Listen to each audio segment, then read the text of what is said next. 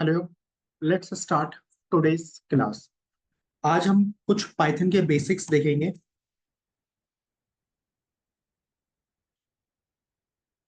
In this tutorial और in this series of Python I would be covering the Python from basic to advance level. मैं Python को पूरे basic से advance level तक cover करूंगा। So please learn all the concepts along with me and practice all the concepts which we are learning in this tutorials. Okay, so let's start. Python की starting करते हैं। Python को basic से learn करेंगे। Python को basic से learn करने के लिए सबसे पहले जो कॉन्सेप्ट हमें लर्न करने की रिक्वायरमेंट है वो है प्रिंट स्टेटमेंट। ये जो सेल हाईलाइट हो रखा है इसको कहते हैं एक्टिव सेल। इस समय सेल एक्टिव है। अगर आप ऊपर वाले सेल की तरफ अगर मैं डाउनवर्ड एरो अपवर्ड एरो पे क्लिक करूं then you will be seeing कि ऊपर वाला सेल एक्टिव हो गया। फिर मैंने जब नीचे वाले पे क्लिक किया तो नीचे वाला सेल एक्टिव हो गया। इसको कहते हैं सेल।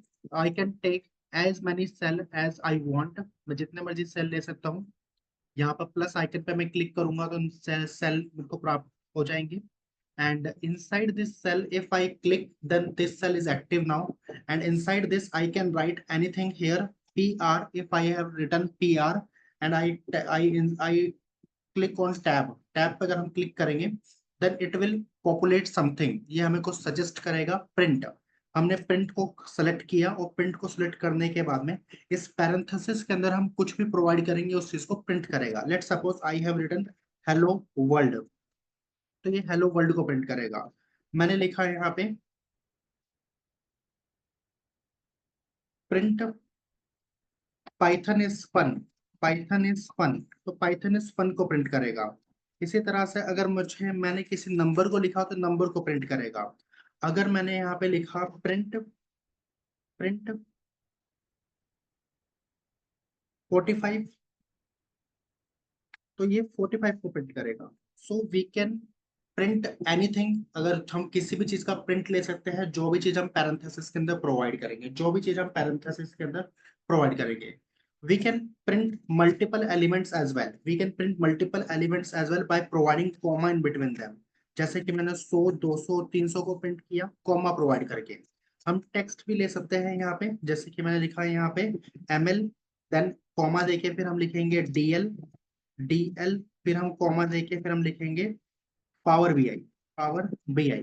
सो मल्टीपल चीजों को भी प्रिंट करवाया जा सकता है by providing comma in between them. So we can print multiple things by providing comma in between them, by providing comma in between them. एक और एग्जांपल देखेंगे। प्रिंट का हमने यूज किया, प्रिंट का हमने यूज किया। मैंने 12 को प्रिंट किया, 25 को प्रिंट किया। इसी तरह से मैंने पाइथन इज फन को प्रिंट किया, पाइथन इज फन को प्रिंट किया। We can print multiple elements by providing in comma between them. So ये था print statement. With the help of print statement, with the help of print function, we can print anything we can print anything on our console। we can print anything on our console। हम अपनी console पे कुछ भी print कर सकते हैं। Now next concept पे चलते हैं। नेक्स्ट कॉन्सेप्ट आता है वेरिएबल का। नेक्स्ट कॉन्सेप्ट आता है वेरिएबल का। What do you mean by variable? Variable is a place holder to store any value or data। variable is a placeholder। variable is nothing। variable is a placeholder। variable is a placeholder। variable is a placeholder। variable कुछ नहीं है। variable सिर्फ एक placeholder है for storing values और data। for storing values और data। Values और data को स्टोर करने के लिए जिस कंटेनर का हम यूज करते हैं उसे ही वेरिएबल कहते हैं। Variable is nothing just a place holder for storing values और डेटा। डेटा को स्टोर करने के लिए जिस चीज का हम यूज करते हैं उसको वेरिएबल कहते हैं। लेट सपोज मैंने कहा j इज इक्वल टू 45, तो 45 हमारे पास एक डेटा है, एक वैल्यू है, एक इंफॉर्मेशन है और इसे हमने j में स्टोर किया और इसे हमने j में स्टोर किया, तो ये हमारा एक वेरिएबल क्रिएट करेगा। तो ये हमारा एक वेरिएबल क्रिएट करेगा। तो हम कह सकते हैं कि j मेरा एक वेरिएबल है। इन दी सिमिलर वे अगर मैंने कहा k इज इक्वल टू 10, तो k भी हमारा एक वेरिएबल है क्योंकि k में 10 को स्टोर किया गया है। p इज इक्वल टू मैंने कहा Python is fun, Python is fun, तो p भी हमारा एक प्रकार का वेरिएबल है। So anything in which we have stored something, जिसके अंदर हमने किसी चीज को स्टोर किया है, वो हमारा वेरिएबल कहलाता है। लेकिन वेरिएबल लिखने के लिए कुछ रूल्स होते हैं, we are suppose to follow those rules, हमें उस रूल्स को फॉलो करना है, ठीक है।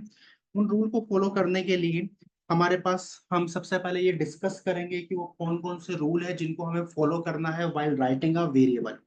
First of all, any variable any variable any variable any variable cannot start cannot start cannot start with any digit with digit। कोई भी variable digit से स्टार्ट नहीं होना चाहिए, कोई भी वेरिएबल डिजिट से स्टार्ट नहीं होना चाहिए, कोई भी वेरिएबल डिजिट से स्टार्ट नहीं होना चाहिए, कोई भी वेरिएबल डिजिट से स्टार्ट नहीं होना चाहिए। सेकंड रूल क्या कहता है? सेकंड रूल ये कहता है अ variable can be a combination of a variable can be a combination of can be a combination of lower lower case upper case and digits as well upper case digits lower case upper case digits digits and underscore as well। तो एक variable जो है combination हो सकता है lower case upper case digits और underscore का। Third rule ये कहता है कि we cannot use inbuilt keywords of Python for building any kind of a variable। we cannot use inbuilt keywords we cannot use inbuilt keywords for writing any variable किसी भी variable को लिखने के लिए हम इनबिल्ट कीवर्ड का use नहीं करेंगे। तो आपको इन तीन रूल्स को फॉलो करना है, you are suppose to follow these three rules. First one is any variable can not start with digit, कभी भी वेरिएबल को डिजिट से स्टार्ट नहीं करना है।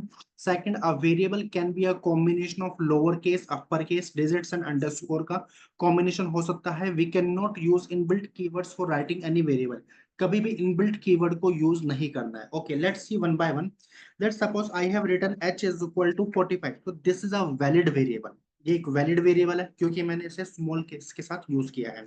अगर इसे हमने कैपिटल डी के साथ 100 के अंदर सेव किया होता तो ये भी एक प्रकार का वैलिड वेरिएबल है। नाउ एक नेक्स्ट आता है, अ variable can be a combination of lower case upper case digits and underscore का कॉम्बिनेशन हो सकता है। तो हमने एक कैपिटल का जी लिया, अंडरस्कोर लिया, स्मॉल का सी लिया, इज इक्वल टू 89 इसके अंदर स्टोर किया, तो ये भी हमारा एक वैलिड वेरिएबल है। या फिर मैंने कहा कि एबीसी वन, एबीसी ए हमारा स्मॉल है, कैपिटल का बी है, कैपिटल का सी है, स्मॉल का डी है, वन इज इक्वल टू, इसमें मैंने 78 को स्टोर किया, this is also a valid variable. लेकिन इसी चीज को अगर मैंने ऐसे लिखा होता one A B C is equal to 100, so this is invalid variable, ये एक प्रकार का इनवैलिड वेरिएबल हो जाएगा, ये एक प्रकार का इनवैलिड वेरिएबल हो जाएगा। क्यों ऐसा? क्योंकि इसने यहाँ पर हमारे पहले रूल को ब्रेक कर दिया है। और पहला रूल क्या कहता है? पहला रूल कहता है any variable can not start with digit, we can not write variables with digits. हमने तो यहाँ पर वेरिएबल को डिजिट से स्टार्ट कर दिया है, तो एक प्रकार का इनवैलिड वेरिएबल होगा। लास्ट रूल क्या कहता है? We can not use inbuilt keywords for writing any variable. हम राइट किसी भी वेरिएबल को राइट करने के लिए, किसी भी वेरिएबल को लिखने के लिए इनबिल्ट कीवर्ड्स का यूज नहीं करेंगे। सही बात है। अभी हमने एक इनबिल्ट कीवर्ड देखा था, ऊपर प्रिंट स्टेटमेंट देखा था, हमें पता है प्रिंट का काम तो प्रिंटिंग करना है। मैं प्रिंट का यूज किसी वेरिएबल को क्रिएट करने के लिए नहीं कर सकता, so this is again an invalid variable. This is again a invalid variable this is again a invalid variable. यह फिर से एक प्रकार का इनवैलिड वेरिएबल होगा, यह फिर से एक प्रकार का इनवैलिड वेरिएबल होगा। तो यहाँ पर हम इस तरह से किसी कभी भी इनबिल्ट कीवर्ड यूज नहीं कर सकते। ओके, सो हमने ये देखा था कि वेरिएबल क्या होता है। Variable is a place holder, एक प्रकार का प्लेस होल्डर होता है फॉर स्टोरिंग वैल्यूज और डेटा, जिसके थ्रू हम वैल्यू और डेटा को स्टोर करते हैं, वो हमारा एक वेरिएबल कहलाता है। कुछ रूल्स भी हमने देखे हैं वेरिएबल को लिखने के लिए। Variable can not start with digit से स्टार्ट नहीं हो सकता। A variable can be a combination of lower case upper case digits and underscore as well, इन सब का कॉम्बिनेशन हो सकता है। अब we can not use inbuilt keywords for writing any variable, किसी भी वेरिएबल को लिखने के लिए हम इनबिल्ट कीवर्ड का यूज नहीं करेंगे। नाउ एक चीज यहाँ पर नोट करने वाली बात है, जब हमने कहा कि a variable is a place holder, एक प्रकार का प्लेस होल्डर है फॉर स्टोरिंग वैल्यूज और डेटा, डेटा को स्टोर करने के लिए, वैल्यूज को स्टोर करने के लिए हम एक प्लेस होल्डर का यूज कर रहे हैं। तो जहां पे ये स्टोर हो रहा है उसका एड्रेस भी होगा, जहां पे ये स्टोर हो रहा है उसका एड्रेस भी होगा। So in order to find out the address of a variable, in order to find out the address of a variable, we generally use ID. We generally use ID keyword. हम ID keyword का use करते हैं। हमने let suppose एक variable create किया h is equal to 45, और अगर मुझे ये पता लगाना है कि इसका एड्रेस क्या है, then I can use ID inbuilt keyword. ID क्या है इसकी, ये इस ID पे stored है, ये इस एड्रेस पे stored है। या फिर मैंने कहा कि z is equal to Python is easy, Python is easy. और अगर अब मैंने इसका पता लगाया कि इसका एड्रेस क्या है या इसकी आईडी क्या है, तो ये हमें बताएगा कि पाइथन इज इजी नाम का जो वेरिएबल है, जो जेड एक वेरिएबल है, you have stored this variable at this location, at this location which is having ID this one, जिसके लास्ट में 720 आता है। तो through this we can find out the through this we can find out the through this we can find out the through this we can find out the ID or address of a variable. Thank you.